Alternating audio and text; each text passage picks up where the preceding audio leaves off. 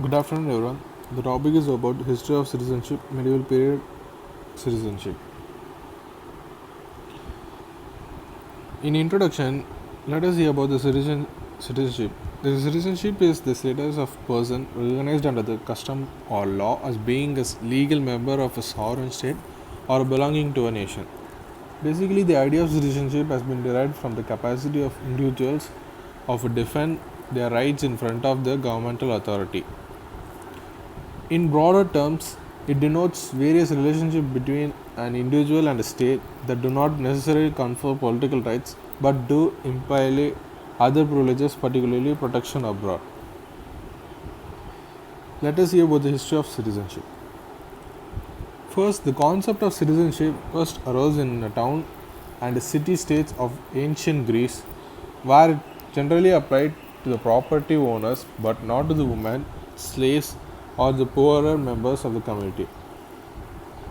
In those days, a citizen in Greek city state was entitled to vote and was liable to taxation and military services. And then Rome first used citizenship as a device to distinguish the resident of the city of Rome from those people whose territories Rome had conquered and incorporated. Then the Jewish people in the ancient world has said that the tribal groups did not see themselves as a citizen per se, but they formed a strong attachment to their own group such that people, different ethnicities were covered as a part of outgroup. So citizenship as a way to accept people of different races and ethnicities under the umbrella of being a citizen of nation. In Greece, ancient Greece has said the word the modern day distinction, sometimes termed consent versus of days and distinction, that is the citizenship by choice versus birthright citizenship by the trace back to the ancient Greece. There are two citizenship in the ancient Greece, that is polis citizenship. An important aspect of polis citizenship was exclusively polis meant both the political assembly as well as an entire society, and the Spartan citizenship was based on the principle of equality among the ruling military elite called Spartates. Ancient medieval citizenship. The medieval period, in the redefinition of the category citizenship, is generally considered to have between the 11th and the 13th century, and in Europe, the concept of nationalization virtually disappeared in Europe during the Middle Ages, replaced as it was a system of feudal rights and obligation. It was originally referred as the membership of local municipal corporations, and while the subject was emphasized by individual subordinate position.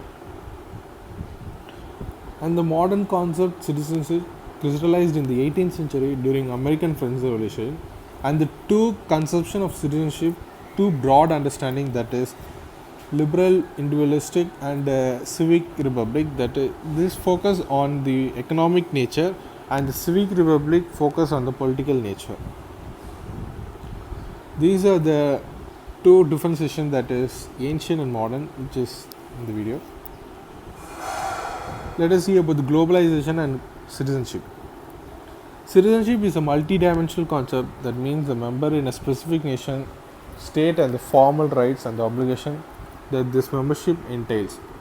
Membership can also be understood as a status and an identity. The principal premises of citizenship is that nation status and control the parameters. The words citizenship and nationality are often used interchangeably.